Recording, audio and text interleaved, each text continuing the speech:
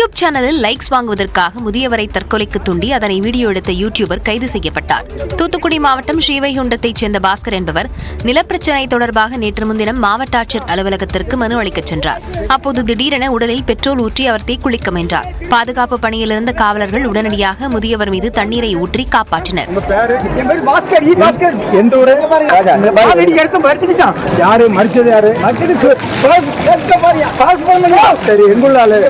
விசாரணையில் 30 வயதான விக்னேஸ்வரன் என்ற யூடியூபரின் ஆலோசனைப்படி தான் தீக்குளிக்க முயன்றதாக முதியவர் வாக்குமூலம் அளித்தார். அதாவது தீக்குளிக்க முயல்வது போன்று நடிக்குமாறும் அதனை தனது யூடியூப் பக்கத்தில் பதிவேற்றினால் வைரலாகி தங்களுக்கு நியாயம் கிடைக்கும் என்று முதியவரை யூடியூபர் மூளை செலவை செய்துள்ளார். மேலும் முதியவர் தற்கொலைக்கு முயன்றதை தனது செல்போனிலும் விக்னேஸ்வரன் வீடியோ எடுத்துள்ளார். இது தொடர்பாக வழக்கு பதிவு செய்த காவலர்கள் யூடியூபர் விக்னேஸ்வரனை கைது செய்தனர். தமிழ்நாட்டில் இளநிலை மருத்துவ படிப்பில் சேர்வதற்கான கலந்தாய்வு ஆகஸ்ட் 21ஆம் தேதி தொடங்கும் என்று அமைச்சர் மா. சுப்பிரமணியன் தெரிவித்துள்ளார்.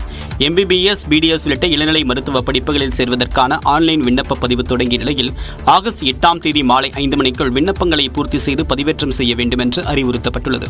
இது தொடர்பாக சென்னையில் செய்தியாளர்களை சந்தித்த அமைச்சர் மா. சுப்பிரமணியன் தகுதி பட்டியல் வரக்கூடிய 19ஆம் தேதி வெளியிடப்படும் என்று கூறினார். ஆகஸ்ட் 14ஆம் தேதி மத்திய அரசு கலந்தாய்வு தொடங்கக்கூடிய நிலையில் அரசு பள்ளி மாணவர்களுக்கான 7.5% ஒதுக்கீடு, ராணுவ பிரிவு, மாற்றுத்திறனாளிகள் பிரிவு, விளையாட்டு பிரிவுக்கு 22 மற்றும் 23 ஆகிய தேதிகளில் கலந்தாய்வு நடைபெறும் என்று தெரிவித்தார். விண்ணப்பம், பதிவேற்றம் மற்றும் கலந்தாய்வு எல்லாமே முழுமையாக இணையதள வழிகளிலேயே நடைபெறவிருக்கிறது. இந்த 7.5% இடஒதுக்கீடு அந்த கலந்தாய்வு மட்டும் நேரடியாக நடைபெறவிருக்கிறது. MBBS படிப்பிற்கு தமிழ்நாட்டில் மொத்தம் 9,050 மருத்துவ இடங்கள் உள்ளதாகவும், BDS படிப்புகளுக்கு அரசு கல்லூரிகளில் 250 இடங்களும், தனியாரில் 1950 என்று மொத்தம் 2,200 இடங்கள் உள்ளதாகவும் அமைச்சர் குறிப்பிட்டுள்ளார்.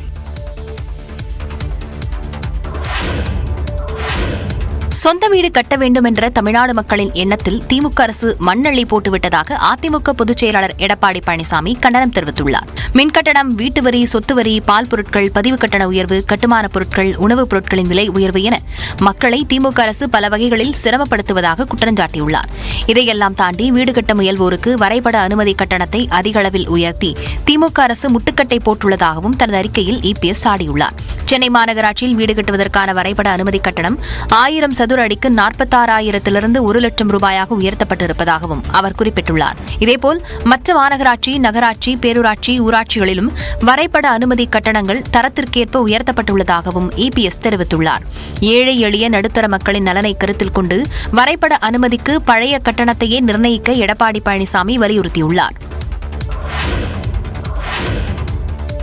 கடந்த நிதியாண்டின் வருமான வரியை தாக்கல் செய்ய இன்றைய கடைசி நாள் என்று மத்திய அரசு அறிவித்துள்ளது. வழக்கமாக வருமான வரி தாக்கல் செய்ய ஜூலை 31ஆம் தேதியே கடைசி நாளாகும். இந்நிலையில் அச்சு ஊடகங்களுக்கான வருமான வரி தாக்கல் செய்ய காலக்கெடு நீட்டிக்கப்பட்டதாக சுற்றறிக்கை ஒன்று வெளியாகியிருந்தது. இதனை சுட்டிக்காட்டியுள்ள மத்திய அரசு மாத சம்பளம் பெறக்கூடிய வரி செலுத்த தகுதியுள்ள தனிநபர்களுக்கு எந்த காலக்கெடுவும் நீட்டிக்கப்படவில்லை என்று அறிவித்துள்ளது. 2023-2024 நிதியாண்டின் வருமான வரியை இன்று செலுத்த தவறினால் பழைய வரி செலுத்தக்கூடிய முறையில் எந்த சலுகைகளும் பெற முடியாது. மேலும் கால தாமதமாக வருமான வரி தாக்கல் செய்தால் அதற்கு அபராதமும் செலுத்த நேரிடும். ஜூலை 26ஆம் தேதி வரை 5 கோடிக்கும் அதிகமானோர் வருமான வரி விண்ணப்பங்கள் தாக்கல் செய்திருப்பதாகவும், இது கடந்த ஆண்டை விட 8 விழுக்காடு அதிகம் என்றும், கடந்த 26ஆம் தேதி மட்டும் 28 லட்சம் பேர் தங்கள் கணக்குகளை தாக்கல் செய்திருப்பதாகவும் வருமான வரித்துறை அறிவித்துள்ளது.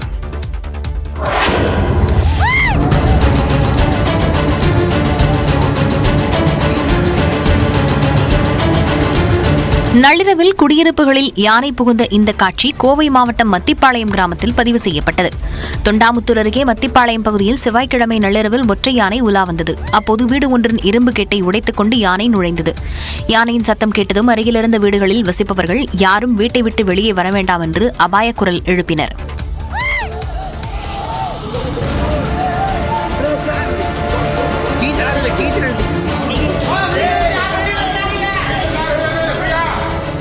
பொதுமக்களின் குரலை கேட்டதும் யானை அங்கிருந்து வெளியேற முற்பட்டது. அப்போது வீட்டின் தடுப்புச் சுவரை தாவி குதிக்க முயன்ற யானை முன்னங்கால்களால் சுவரை தாண்டியது.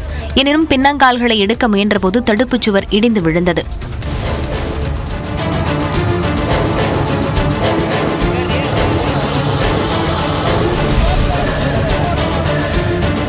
தொண்டாமுத்தூர் சுற்றுவட்டார பகுதிகளில் யானைகளின் நடமாட்டம் அதிகரித்திருப்பதால் பொதுமக்கள் அச்சமடைந்துள்ளனர்.